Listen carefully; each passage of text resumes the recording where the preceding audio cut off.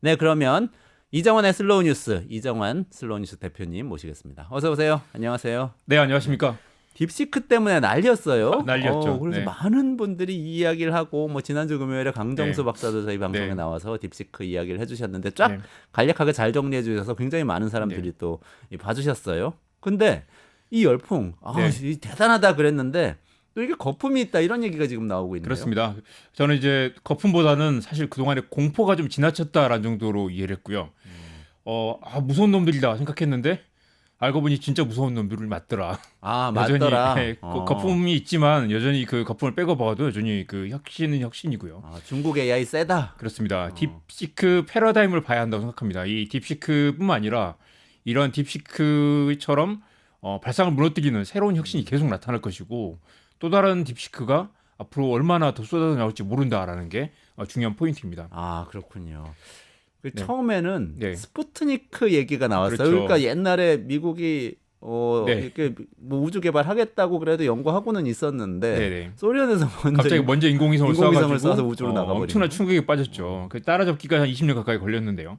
지금 이제 중국이 갑자기 그 중국의 엔비디아 칩도 수출하지 말라라고 했었는데 갑자기 어느 순간 훅 따라와가지고 지금 이제 심지어 이 친구들이 내놓은 논문을 보면 우리가 오픈 AI하고 거의 비슷한 성능이다라고 자랑을 했어요. 그거 깜짝 놀랄만한 그리고 굉장히 도발적인 그 문제 제기했다고 할 수 있습니다.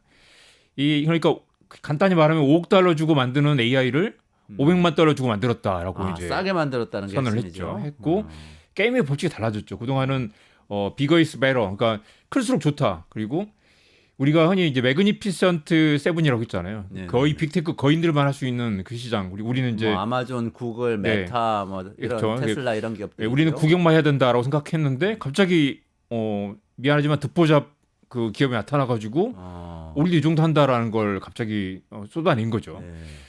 그리고 이게 올리가리 세상에 왔다라고 했는데 이게 아닌 다른 경쟁의 법칙이 가능할 수도 있겠다라는 새로운 어떤 가능성을 열어줬습니다. 빅테크 재벌들의 세상, 네네, 뭐 그렇습니다. 일론 머스크 이런 네. 사람들의 세상이 아닐 수도 네. 있겠다. 네. 최근에 이제 지난주에 한 3가지 정도 이제 그래도 믿음이 깨졌는데 사실 500만 달러보다는 좀 더 들었을 거다. 아, 그래요? 500만 달러에 만들었다는 거는 사실이 아닌.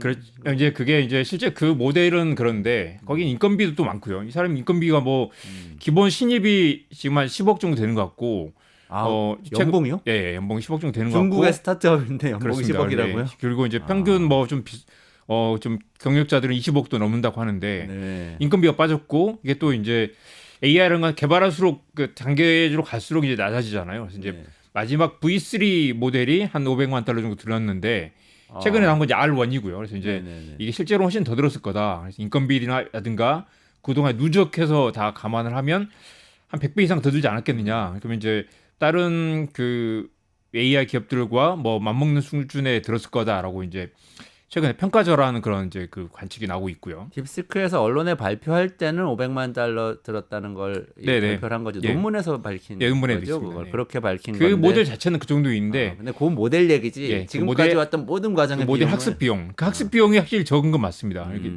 이제 또 대형 언어 모델이라고 하잖아요. LLM이라고 하는데 이게 그동안 우리는 이제 뭐 세상의 모든 지식을 다 때려 넣어가지고 도서관을 다 집어넣어서 이제 이걸 학습을 시킨다라는 그런 모델이었는데 이 딥시크는 그렇게 하지 않아도 추론으로 학습을 조금 해도 추론을 통해서 이게 굉장히 뛰어난 성능을 만든다라는 거였는데 알고 보니 이게 이제 뒤에 직류라는 걸 설명을 좀 할 텐데요. 직류 모델이라는 게 이제 이 그 전체에서 쪼개가지고 이렇게 다른 모델 학습해가지고 이제 그 대형 언어 모델을 쪼개는 그런 모델입니다. 그런데 이 딥시크가 혹시 오픈 AI의 질문을 넣었다 뺐다 하면서 오픈 AI의 그 아이디어를 훔쳐간 게 아니냐라는 논란도 최근에 나오고 있고요.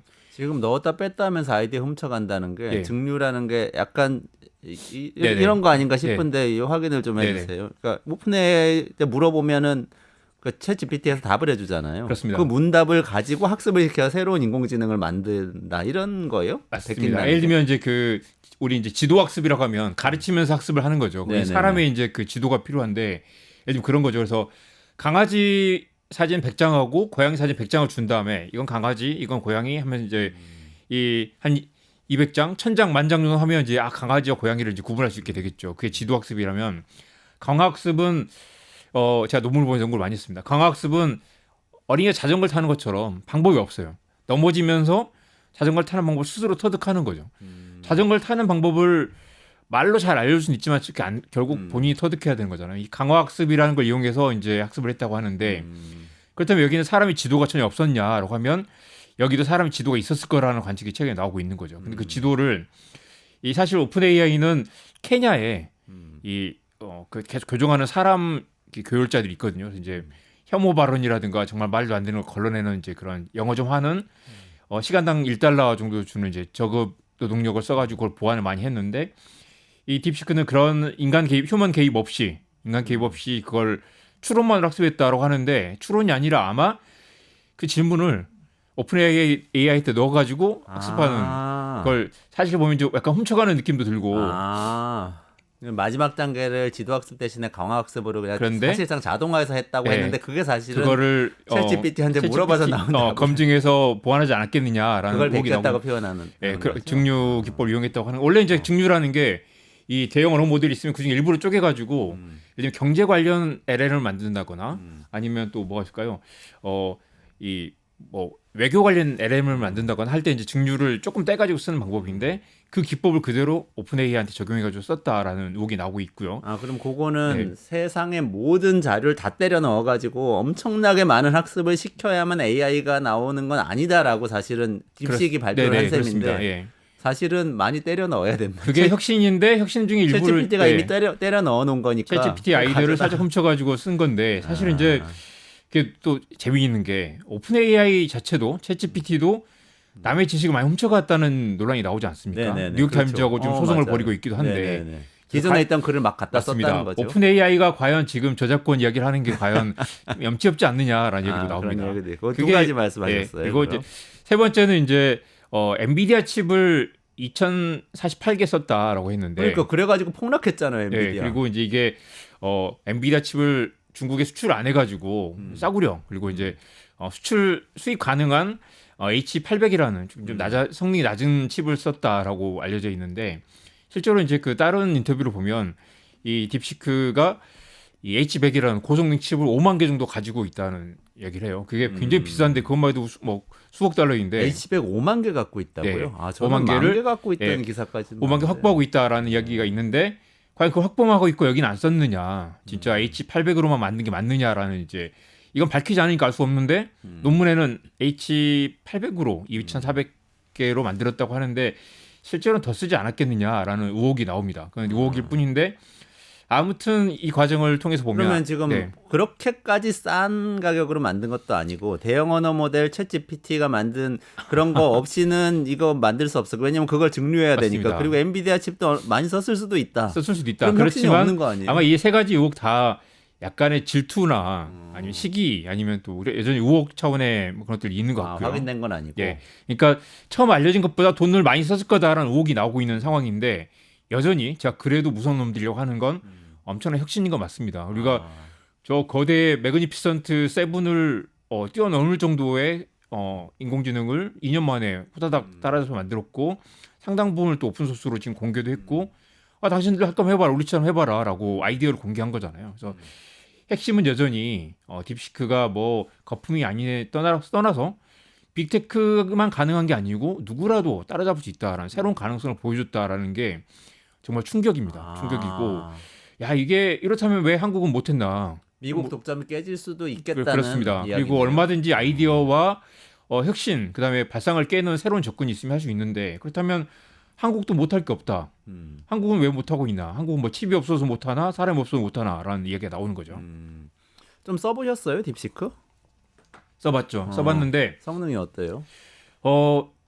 일단은 꽤 놀랍다. 그리고 사실 많은 사람들이 뭐 천안문 해봐, 그다음에 뭐 시진핑 뭐 욕설 넣어가지고 해봐라고 하는데 아마 강정수 박사님도 말씀하시겠지만 그런 테스트는 거의 의미가 없습니다. 그러니까 이 어떤 질문을 넣어가지고 제대로 하나 안 하나 모르는 아니면 이원직 얼마나 똑똑한 사람인지 말해줘 그런 질문을 많이 하는데 거기 답을 하거나 하지 않는 건 사실 그 AI 성능과 전혀 무관한 문제인 거죠. 그건 뭐 정보가 학습돼 있느냐 아니냐 보는 건데 기본적으로는 추론 능력 얼마나 이 논리적인 그 사고를 잘하느냐라는 걸 봐야 되는데 그런 부분에서는 매우 놀랍다라고 생각합니다. 그리고 실제로 어떤 이 정보들을 넣어보면 정말 깜짝 놀랄 정도의 그 통찰을 보여주는 게 있어서 지금 이제 오픈 AI하고 다르게 이거는 이제 그 추론 능력을 좀 강화한 모델인 거잖아요. 지금 오픈 AI도 최근에 이제 그 O3에서 추론 강화하는 그 모델을 내놨는데 이거를 아무도 따라잡지 못할 거랑 오픈 AI에 맞먹는 형태의 추론을 내놨다는 게 정말 놀라운. 써보면 그래도 맞먹을 정도 성능이 나온다고 느끼셨어요? 그렇죠. 뭐랄까 최근에 뭐 한국의 탄핵 관련된 여러 가지 이제 쟁점들이나 그런 것들 넣어봤을 때도 정말 깜짝 놀랄 만한 통찰을 만들어주고요. 그리고 결정적으로 그겁니다. 강화학습에 대한 아까 제가 말씀드렸잖아요. 네네. 지도학습의 강화학습이다. 강화학습을 어떻게 방송에서 좀 알기 쉽게 설명할 수 있을까라고 했을 때 어린아이 자전거 타는 것 같다라는 그 표현을 이 딥시크가 설명해 준 거고요. 그걸 제가 몇 차례 질문을 하면서 이게 맞느냐라고 이게 몇 번 그 검증과 대화를 통해 가지고 이 논문을 알기 쉽게 풀어낸 그 결과를 끌어낸 이정환 대표님이 대본에 대한 답을 작성하실 때 딥시크의 답을 상당히 그렇죠. 대화하면서 발전시켰다. 그걸 다시 이제 다른 AI도 넣어보고 교차 검증한 다음에 이제 이 설명이 맞구나라는 걸 검증을 한 거죠. 그러니까 비유를 잘 하는 거 보니까 정말 생성 AI로서의 기능은 상당히 있는 거네요. 그렇습니다. 그래서 사운딩 굿, 적당히 듣기 좋은 말을 내놓는 게 그동안 이제 우리 AI에 기대했던 거라면 이제는 싱킹 베러 더 생각을 더 잘하는 그리고 무엇이 더 최적의 설명인가, 무엇이 더 본질인가라는 이야기하는 그런 이제 AI를 우리가 맞닥뜨렸는데 이게 지금 미국이 아니라 중국에서 내놨다는 거죠. 그런데 그러면은 아까 말씀하셨던 거 조금만 요약을 제가 요약을 여쭤볼게요. 그래 엔비디아 칩을 많이 갖고 있다고 사실은 그런 의혹이 있다고 말씀하셨는데 그러면 그래도 그 전보다 칩을 덜 쓰거나 덜 고성능 칩을 써도 만들 수 있다는 거는 확인이 된 건가요?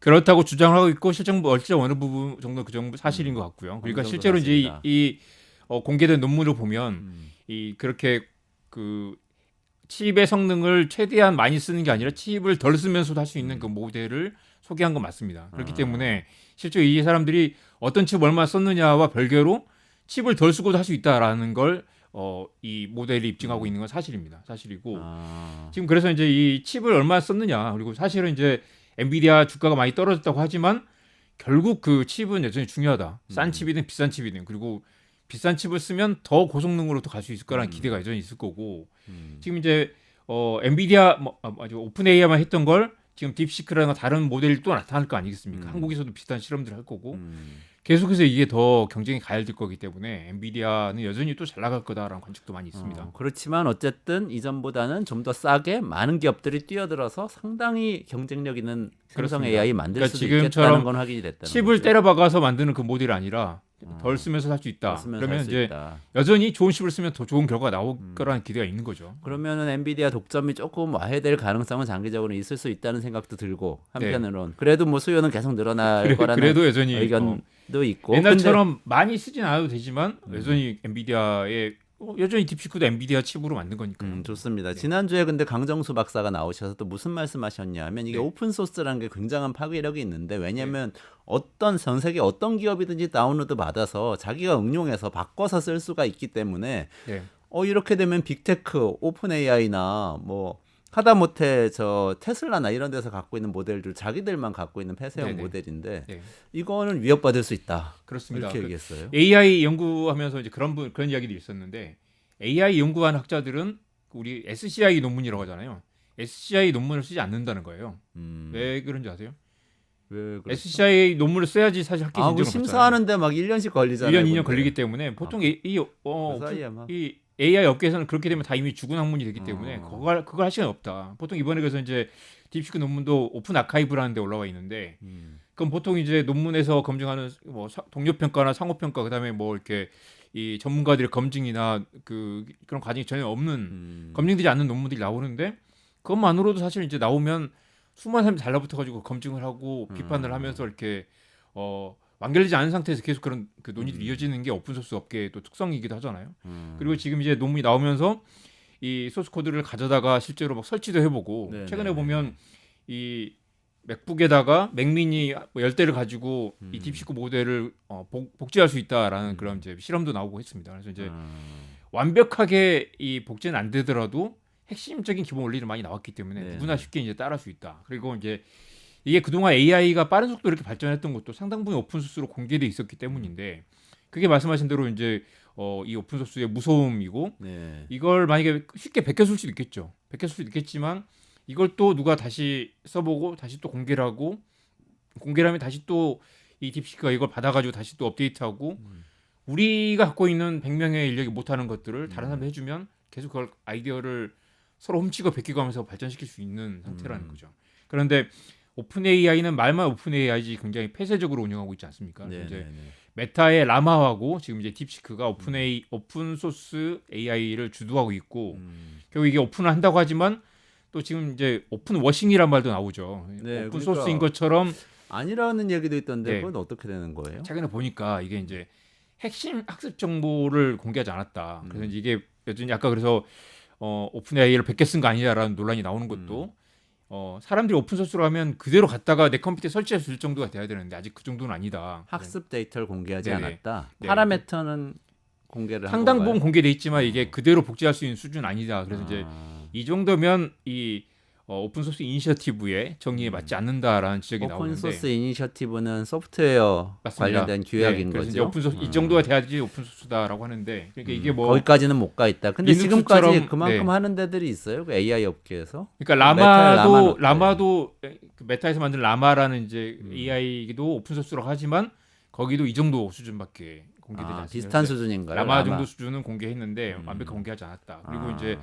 구글 안드로이드도 사실 오픈 소스라고는 했지만 사실 상당 부분 공개돼 있지만 그 중에 이제 핵심 코어는 구글만 가지고 있고 그래서 여전히 이제 누구나 안드로이드 비슷한 오픈 소스를 운영체에 만들 수는 있어요. 그렇지만 이제 구글이 공개하지 않는 부분을 그대로 가져다 쓸 수는 없는 거죠. 그런 정도의 오픈 소스는 그런 된다. 정도는 된다. 네네. 딥시크가 지금 미국에서 오픈 소스 하겠다고 얘기하고 있는 그런 빅테크들 정도 이상은 지금 네네. 공개를 한 거니까 그래서 오픈 소스라고 이것도 어느 봐야 정도 된다. 그래서 약간 그런 이제 얘기네요. 뭐 좀 질투나 시기 같은 게 좀 깔려 있습니다. 이게 무슨 오픈 소스냐라고 하지만 상당 부분 그 아이디어와 논리 구조를 공개한 상태이기 때문에 그게 무섭고 놀라운 거죠. 그럼 여전히 대단한 혁신이네요. 근데 네네. 제가 사실 이 대단한 혁신을 누가 만들었는지가 궁금해가 좀 찾아보니까 AI 여신이라는 얘기가 막 그렇습니다. 나오는데 이게 무슨 얘기죠? 정말 이것 때문에 처음에 이제 여전히 무서운 놈들이다라고 말한 게 주후 여신이라는 게 있습니다. 주후. 그러니까 네.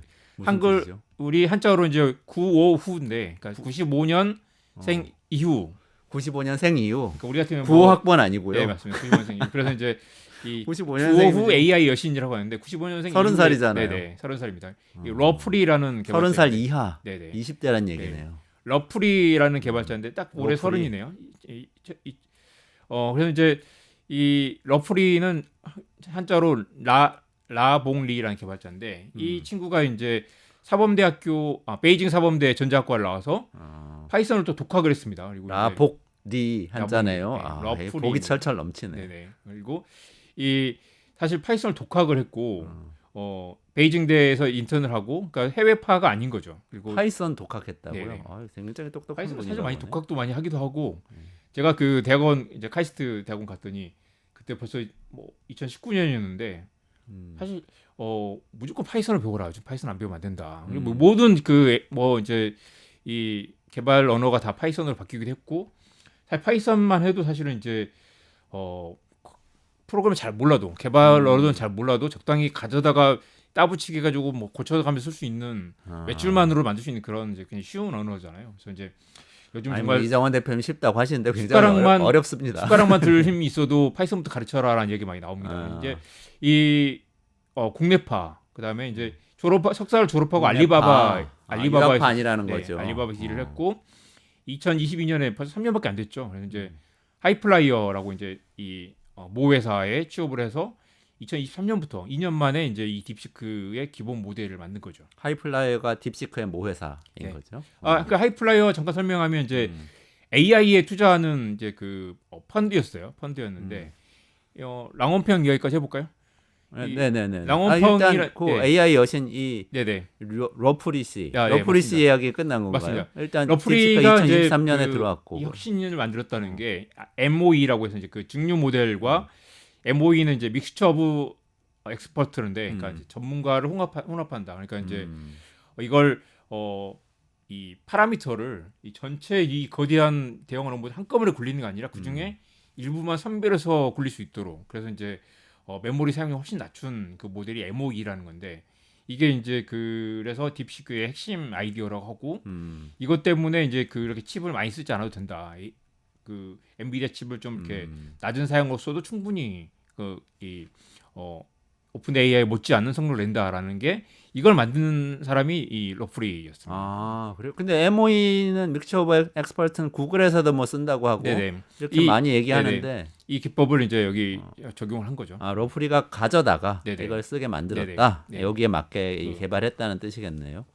예. 아, 그렇군요. 아, 그래서 이 러프리를 최근에 이제 최근 중국 언론 보도로 보니까 샤오미의 창업자 레이준이 이 지난해 12월에 이거 이제 뜨기 전에 네. 20억 원 넘는 연봉을 주고 제안을 했다는데 스카우트를 네, 1,000만 위안. 근데 지금 상황에서 보면 20억이 아니라 200억을 줘도 아마 스카우트하기 어려운 상황이었겠죠. 그때 지금 이제 딥시크 논문 공개하기 전이었는데 이 샤오미가 최근까지 뭐 3,000명 넘는 민재를 계속 끌어들이고 있다고 합니다. 근데 아마 그 당시 아마 이제 벌써 한 달 전, 2달 전이니까 그때만 해도 이 딥시크 사람들이 얼마나 좀 비웃었을까. 감히 우리 러프리를 20억 주고 데려가려고 한다니.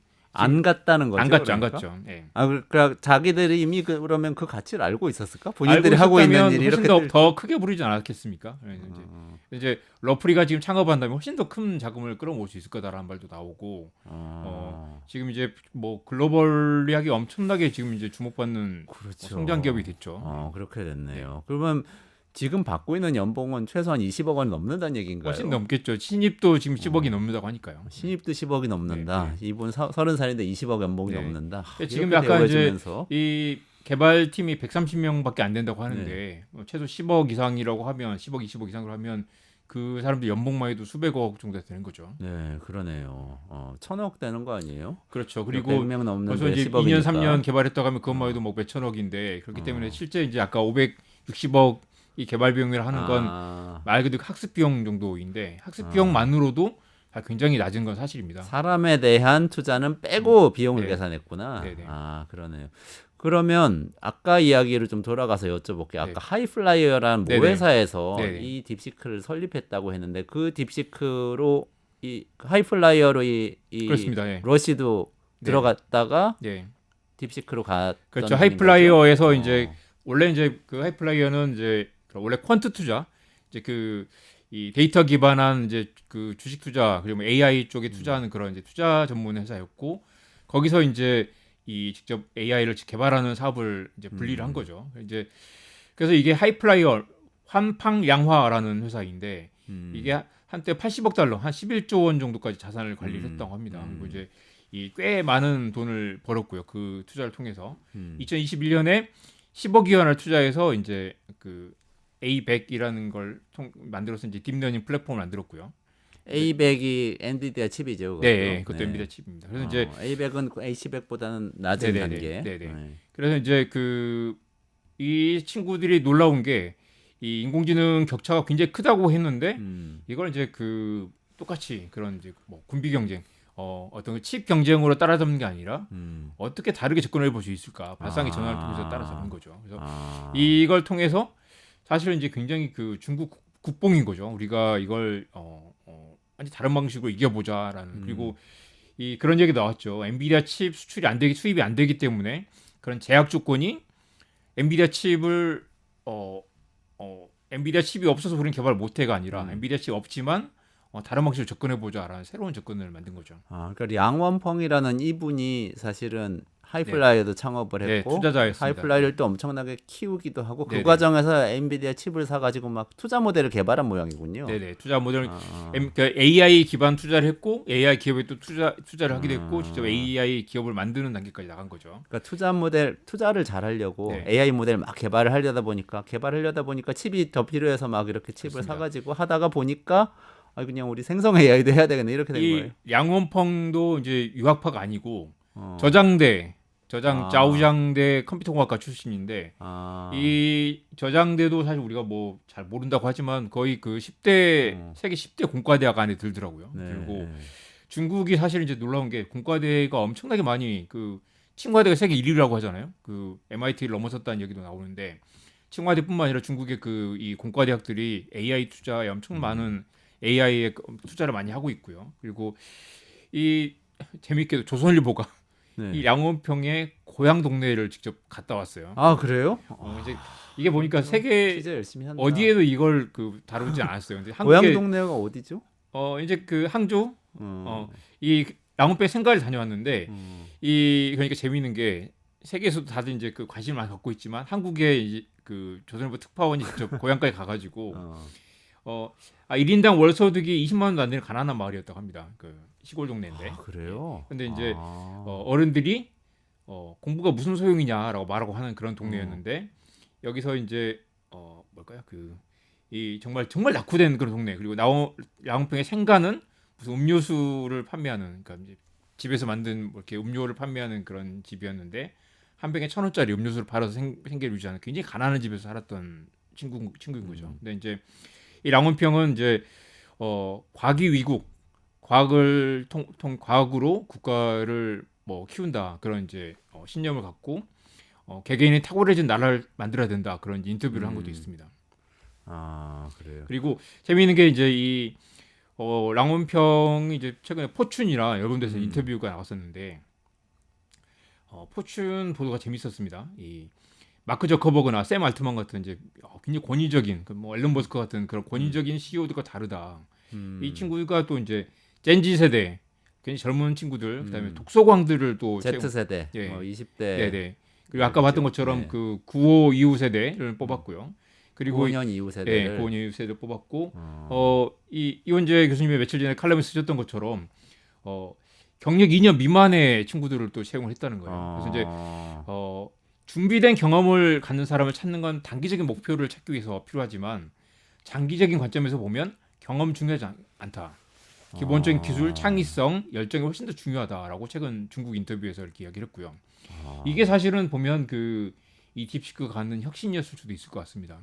그래서 이제 이전에 비슷한 일을 해봤다고 해서 일을 계속 할 수 있는 거 아니다. 경험이 없는 젊은이들이 오히려 지식에 매여서 갈팡질팡하는 그 전문가들보다 낫다라는 얘기도 나오고 최근에 봤던 또 그 인터뷰 중에 놀라웠던 건 그런 게 있습니다. 성공한 사람들은 실패하면 안 된다는 그 강박 때문에 모험을 하지 않는다는 거죠. 그러니까 왜냐하면 내가 이 정도 성공했기 때문에 내가 업계에서 이 정도 이름이 있고 그죠. 내가 이 정도 이렇게 이 성공한 사람이 내 좀 경력자인데 실패하면 안 돼라는 강박이 큰데 이 2년 미만 이 친구들은 성공을 안 해봤기 때문에 실패에 대한 부담이 없는 거죠. 계속해서 실패를 할 수 있는 그걸 회사에 열어주고 애초에 이 양원평 리더십이 실패를 해보자. 경험이 있는 사람들은 뭔가를 계속 주저하게 된다. 자기 과거의 확신 때문에 그건 안 돼. 이렇게 해야 돼라는 그 고정관념이 강하다는 거죠. 그걸 극복할 수 있도록 경험이 없는 사람들을 뽑았다라는 것 자체도 놀라운 일인 거죠. 그러니까 지금 잠깐 다시 한번 정리를 해볼까요? 이게 진짜 놀라운 일인데요. 10억, 20억 연봉을 주는 스타트업이에요. 네네. 그리고 여기는 AI 회사이고 그래서 AI를 개발을 해야 되는데 경력 1, 2년밖에 안 된 사람들을 뽑으면서 그것도 독서광인 사람들, 독서 많이 하는 사람들 뽑아가지고 경험 필요 없으니까 너희들 마음대로 해봐. 문과 출신을 뽑고 문과 출신을 뽑았어요 또? 인문학 전공자들, 소프트웨어 독서광들, 독서 많이 한 사람들 뽑아서 10억, 20억은 연봉을 주고 AI를 개발하라고 했다. 그런데 엄청난 물건이 나왔다 이거잖아요. 이게 어떻게 가능하죠? 이 채용 기준은 열정과 호기심이다. 그리고 많은 사람들이 이 연구에 대한 열망이 돈에 관심보다 훨씬 크다라고 하고 또 재미있는 게 이 사람이 아까 하이플라이어 그 투자 회사가 2020년부터 농촌과 교육기관 그리고 중국의 그 자선단체들에게 8천만 달러 이상을 기부를 했다는 보도도 있었습니다. 그러니까 이 정말 이렇게 이 성장에 대한 뭐 이렇게 모델이 좀 다른 그런 친구기도 하고요. 그리고 그러니까 애초에 그런 이제 뭐 아까 그런 이 미국의 제프 베이조스나 아니면 뭐 일론 머스크 같은 뭐 굉장히 권위적인 그런 이제 CEO들과 달리 굉장히 겸손한 성격에 뭐 최근 뭐 인터뷰 보니까 괴상한 데다 헤어스타일도 형편없다. 되게 소탈한 그런 성격이고 이번에 딥시크 발표하기 전까지 거의 인터뷰라든가 알려지지 않는 그리고 국제 무대에 뭐 미국, 중국 국내파니까요. 국제 무대에서 전혀 이름을 모르는 그런 사람이었는데 전혀 모르는 사람이 갑자기 듣도 보도 못한 뭔가를 가지고 와서 세상을 발칵 뒤집어 놓은 거죠. 샘 알트만도 아니고 네. 뭐 마크 저커버거도 아니고 네. 전혀 모르던 사람인데 근데 저는 참 진짜 놀라운 게 중국 하면 우리의 상당한 선입견이 중국과 관련해서 뉴스에 많이 나오는 사람들은 공산당 지도부 당 지도부 이런 사람들은 시진핑과 그 원로들이 통치하는 나라인 것 같고 그들이 휘하에 두고 있는 많은 공기업들이나 아니면 정부가 쥐락펴락할 수 있는 공기업 출신 기업들 이런 기업들이 중심인 것 같은데 여긴 전혀 분위기가 다른데 완전한 세대 교체가 되고 있는 느낌이네요. 그렇습니다. 그 AI 관련 특허도 중국이 미국의 5배 정도 많다고 하고요.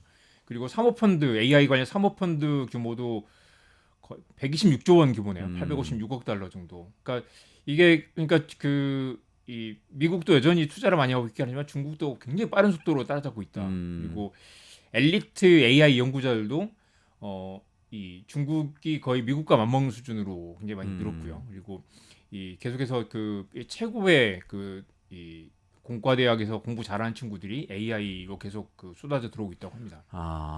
근데 이게 딥시크의 하나의 기업이 그런 거예요. 그 양원평이나 아까 러프리 씨가 특출난 것인가요? 아니면 다른 기업들도 그런 데가 있어요?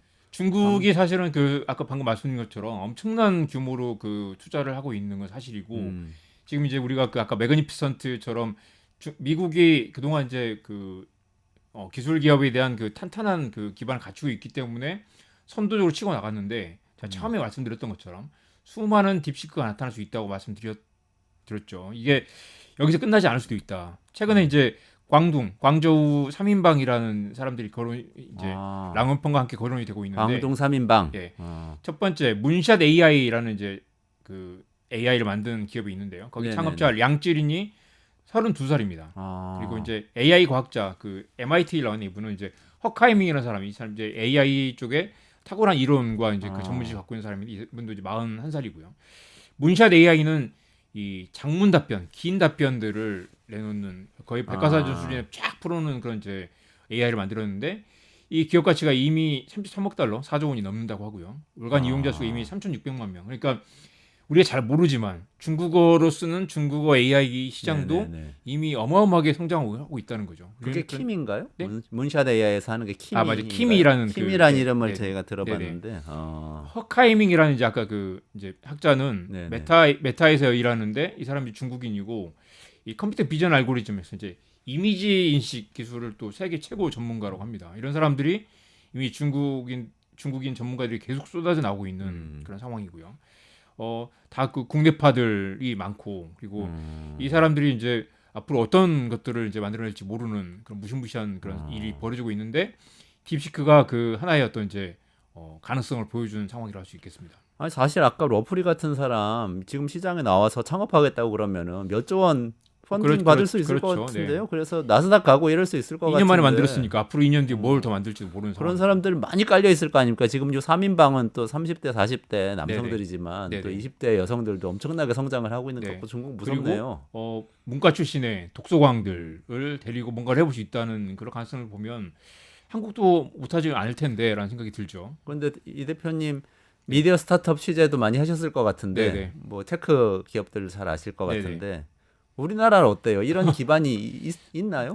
한국도 사실은 AI 그다음에 뭐 딥러닝 관련돼서 이제 뭐 여러 업체들이 많이 있죠, 많이 있고 거기 어떤 것들이 앞으로 이제 뭐 쏟아져 나올지 모르겠지만 아직은 사실 이번에 딥시크 열풍 보면서 많은 사람들이 아차 하고 무릎을 쳤던 게 이게 우리가 기술력이나 자본력이 없어서 못하는 게 아니다. 얼마든지 다른 접근으로 새로운 모델을 만들 수 있다라는 생각을 많이 하죠. 그리고 최혜진님이라고 있죠. 빌 게이츠하고 인터뷰를 했던 이제 AI 전문가 보면 그분이 미국에서 교수하고 계시죠.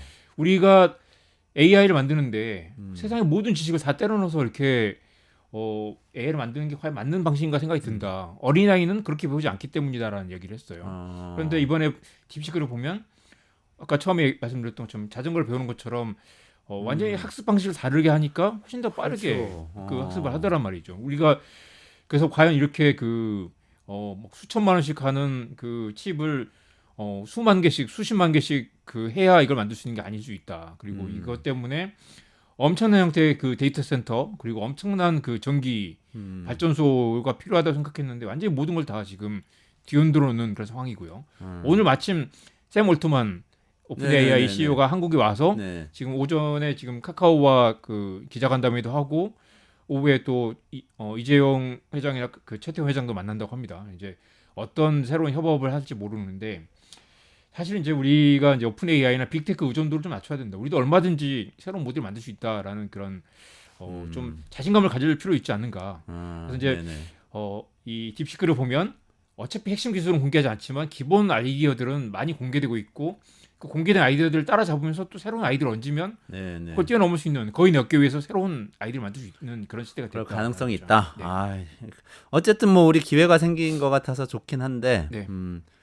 러프리 같은 사람들이 많이 있어야 되겠네요. 네, 그렇습니다. 이게 참 오늘 여러 가지로 의미심장한 이야기인 것 같은데요. 경험이 사실은 제약이 될 수가 있다. 이런 얘기가 굉장히 중요한 것 같은데 이 모델도 사실 어린아이가 자전거 배우는 방법이 여러 가지가 있지 않겠습니까? 네. 물리학을 배워가지고 이렇게 논리적으로 딱 자전거를 어떻게 해야 계속 갈 수 있는지를 공부해가지고 배우는 사람도 있을 수 있어요. 0.5도 흔들리면 뭐 오른쪽으로 뭐 왼쪽으로 흔들 꺾어야 된다. 그런 식으로 공식을 만들어서 할 수도 있지만 그거 굉장히 먼 길이고 네. 옛날 방식이고. 근데 또 최근에 그 오픈 AI 같은 방식은 세상에서 자전거 타고 있는 사람들 비디오를 모두 다 모아가지고 모두 다 본 다음에 막 30년치를 다 모아가지고 본 다음에 그리고 나서 자전거를 탄다. 이 방법이라면 지금 말씀하신 방법은 그냥 타본다. 그렇죠. 인 거잖아요. 그냥 타본다. 기업도 마찬가지고 학습도 마찬가지고. 우리가 그동안 알고 있었던 것들이 우리의 제약 조건이 될 수도 있다라는 거. 그다음에 그동안 성공 방정식을 깨부수는 게 새로운 또 성장 모델이 될 수 있다라는 놀라운 아이디어를 발견하게 된 것 같습니다. 알겠습니다. 이정환 대표님 고맙습니다.